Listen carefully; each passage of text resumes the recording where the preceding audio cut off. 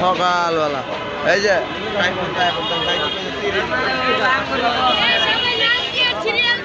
শুধু দর্শক আমি দেখতে পাচ্ছি পথ শিশুরা আজকের একটি অরাজনৈতিক সংগঠন স্বেচ্ছাসেবী সংগঠন, তাদের সঙ্গে আমরাও কাজ করি এবং আমরা সারা বছরই এসব প্রতিবন্ধী শিশুদের কিছু সাহায্য সহানুভূতি করে থাকি যতটুকু পারি আমাদের সাধ্যে, বিশেষ করে শীত বস্ত্র এবং খাবার, সেই সাথে কিছু নগদ অর্থ আমরা দিয়ে থাকি আমাদের সংগঠনগুলির পক্ষ থেকে। আমি খন্দকার মাসুদুজ্জামান, ধারাবাহিকভাবে আমরা এদের এই কাজগুলি করে থাকি এবং করে যাচ্ছি।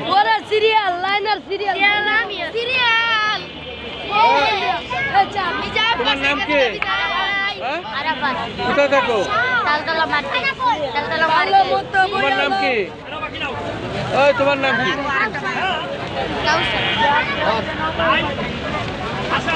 আমরা যতটুকু পারি খাদ্য মতো তাদের কিছু খাদ্য এবং নগদ অর্থ আমরা বিতরণ করে যাচ্ছি।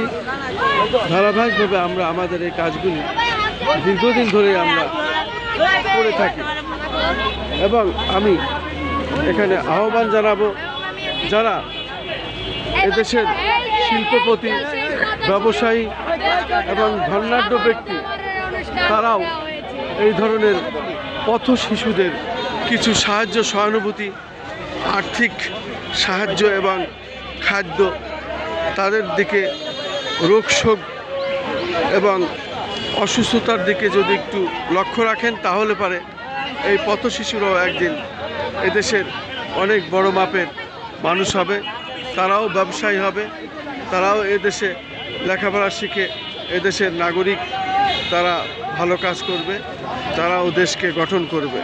এটাই আমি। তোমার নাম কি? আমার নাম মোহাম্মদ হযরত আলী। কাকা কোথায়? তুমি এভাবে আর থাকতে চাও না? হ্যাঁ, আমি কিছু টাকা রোজগার করতেছি কাজ করে, বাসায় যাব বলে। আচ্ছা, কিছু টাকা রোজগার করছি, বাসায় যাব কয়েকদিনের ভিতরে জামা কাপড় কিনে।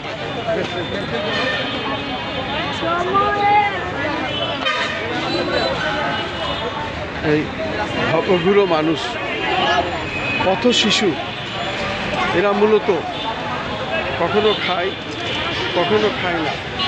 এরা এইভাবে অনাহারে থাকে, কখনো কখনো কখনো কখনো রেল স্টেশন, কখনো বাস স্টেশন, কখনো ফুটপাতে, বিভিন্ন মাজার, বিভিন্ন এলাকায় এরা পড়ে থাকে। এদের কেউ খোঁজ নেয় না, এদের কেউ দেখে না। আসলে এটা দেখার দায়িত্ব রাষ্ট্রের। সেই জিনিসটাই আমরা তুলে ধরছি। আমরা দীর্ঘদিন ধরে এদের যতটুকু পারি আমরা ভাসমান শিশুদের পাশে থাকি, খাদ্য এবং চিকিৎসা এবং সেই সাথে তাদের খাবার যতটুকু যেভাবে পারি আমরা এটা বিতরণ করে থাকি। আমি বলছি হবে, আরে আমি তো বললাম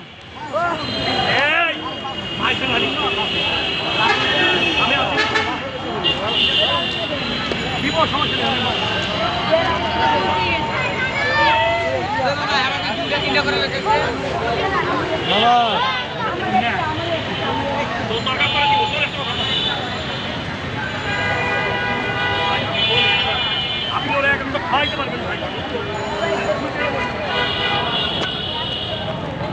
আমি খন্দকার মাসুদুজ্জামান, ধারাবাহিকভাবে এই কাজগুলো আমি দীর্ঘদিন ধরে করে যাচ্ছি এবং আল্লাহ যতদিন হায়াতে রাখবে ততদিন পর্যন্ত আমরা এদের দেখে যাব। যেহেতু পথ শিশু, এদের দেখার কেউ নাই। এরা কখনো রেল স্টেশন, কখনো বাস স্টেশন, কখনো ফুটপাতে এভাবে পড়ে থাকে। যখন যে যায় তাই খায় এবং একসময় এরা মাদকাসক্ত হয়ে যায়, কারণ এদেরকে বিভিন্ন রকমভাবে অবহেলিত হয়ে থাকে এবং বিভিন্ন রকম অপরাধীরা তাদের ব্যবহার করে। এদেরকে দেখতে হবে, রাষ্ট্রের এদের পক্ষে এগিয়ে আসতে হবে। আমি এই দাবি জানাচ্ছি অন্তর্বর্তী সরকার প্রধান শান্তিকে নবনজয়ী প্রফেসর ডক্টর মোহাম্মদ ইউনূস সাহেবের প্রতি আমি আহ্বান জানাচ্ছি। আপনি তাদেরকে দেখুন, এই পথ শিশুদের দেখুন, দীর্ঘদিন আমরা আমাদের তরফ থেকে যতটুকু যা পারি আমরা শীত বস্ত্র এবং তাদের চিকিৎসার জন্য ওষুধ এবং নগদ অর্থ যা পারি আমরা বিতরণ করি, কিন্তু এটা সবসময় সম্ভব না। প্রত্যেকে এগিয়ে আসতে হবে, বিশেষ করে এদেশের ব্যবসায়ী শিল্পপতিরা তাদের এগিয়ে আসতে হবে, তাদের দেখতে হবে।